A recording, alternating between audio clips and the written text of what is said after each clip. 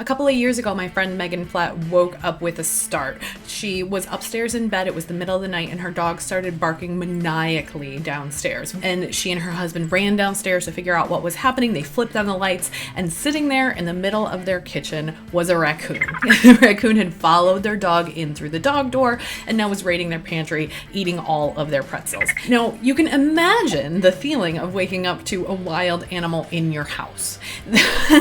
As you're thinking about this, put yourself in Megan's shoes for just a minute and think about what you would do.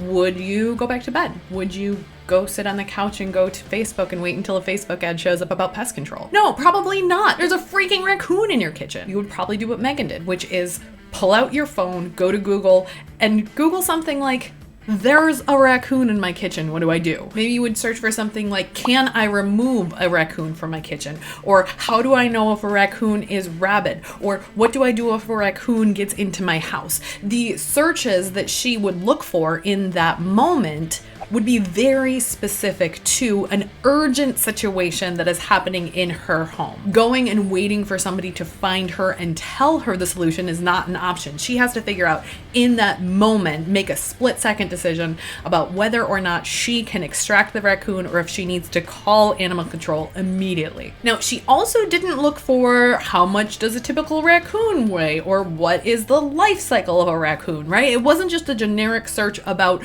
raccoon facts, which is what I would teach my 6-year-old because he wants to learn everything about every animal. This is a very specific situation of a raccoon control problem. And so what did Megan learn? She read that what you're supposed to do is block off the kitchen, turn off the lights outside, turn on the lights in the rest of the house, and then make a ton of noise and scare the raccoon out. And that's exactly what she and her husband did, and the raccoon walked right out the door where he was, and they shut the doggy door, and they never had to worry about it again.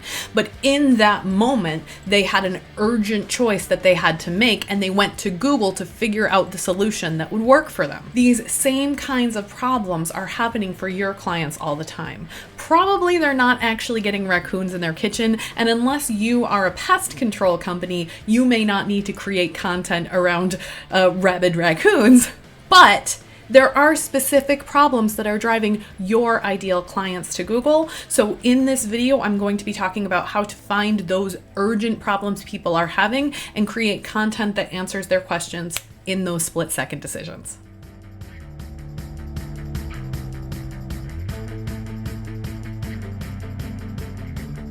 Hi, I'm Meg Casebolt from Love at First Search, where we help online entrepreneurs to show up in search results and then turn those new readers into leads, subscribers, and sales. In this video, I'm going to be talking about finding urgent topics that your ideal clients are searching for right now that you can help them solve a problem for. Now, your clients probably don't have literal raccoons breaking into their house to eat their crackers, but there are probably urgent things that your clients need right now. And the more quickly you can prove your value to people by using your content, and the more urgent and to an extent difficult a problem is that you can solve for them, the faster they'll move to that next step in your sales cycle, like buying a digital product, booking a call with you, or joining your email list. Knowing that people have specific moments that they're Googling can help you figure out what to create. So if you have a web development company and you have specific products to help people learn CSS, then you probably want to create specific tutorials on your website about the things that you know trip people up about CSS and explain to them how they can make those specific coding decisions. So that way they're not wasting time on coding things incorrectly and needing to DIY it all themselves and figure it all out. And then once they get to your website, they see your depth of knowledge on specific coding problems, then they might buy your ebook and walk through your process of how to code websites. I recently went looking for a new hairstylist because I wanted somebody who could help me with growing out my gray hair. And the stylist that I chose happens to be an expert in gray hair enhancement and helping people to grow out their gray in a way that feels good to them.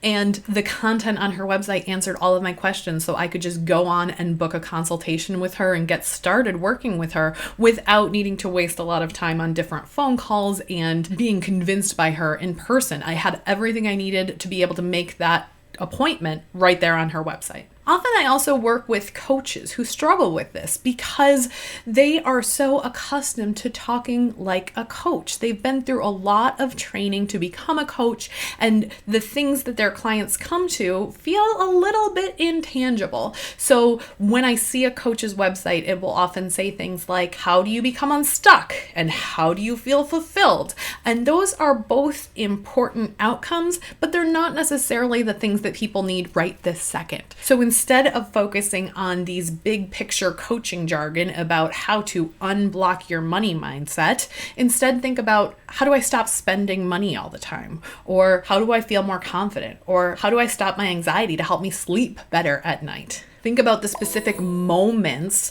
that your ideal client might feel a little bit lost, a little bit confused, not know what the next step is, and go to Google to look for an answer to their problems. And recognize what your client's potential triggers could be. I work with a couple parenting coaches, and what we've realized in looking at the keywords is that even though these particular parents could use work on themselves, the things that they Google are more related to what's happening with their kids. So my parenting coaches want to create content around, how do I communicate better with my teenagers? Or how do I get my kids to eat more foods?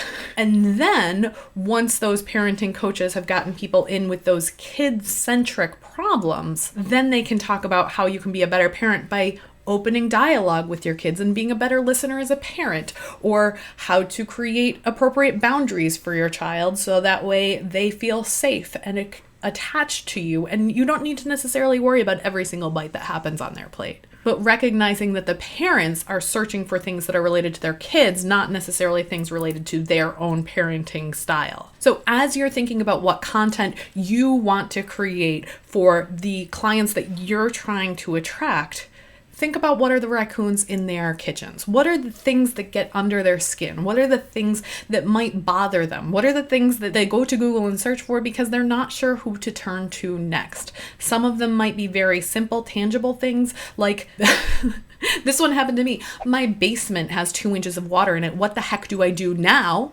But then there are some of those less tangible things. But think about what's bothering them in their lives right now. Maybe they don't know that they need a career coach. They're just coming up on a salary negotiation and they want to talk to somebody through that. So they're not looking for long-term coaching. They just need to figure out how to have that specific conversation with their boss. And by creating a relationship with them in that moment that they are going to Google, you can then start a longer-term relationship with those clients. For my clients, the raccoon in the kitchen is often, oh my God, I'm so tired of social media. How can I market my business without being pulled into the social media vortex? And I'm able to meet them at that stage of, how do I organize my marketing and how do I use this alternative to social media to pull people in all the time by using SEO and content? They may not yet be ready to start thinking about some of these backlinks and technical SEO and all of those pieces of things. They may just be thinking, how the heck do I escape from this social media hamster wheel? And I'm able to meet them at that pain point and then walk them down the journey to potentially working with me or learning from me. So as you're thinking about what to create for your audience and what their specific time-sensitive problems are that they would go to Google for, think about what the raccoons in their kitchen would be and share them in the comments below. I would love to hear what your clients' raccoons are. If you like this video, make sure to click the like button and subscribe to get more ideas of how you can pull in your ideal clients using the content on your website so that you don't have to be stuck on that social media hamster wheel yourself. I'll see you next week.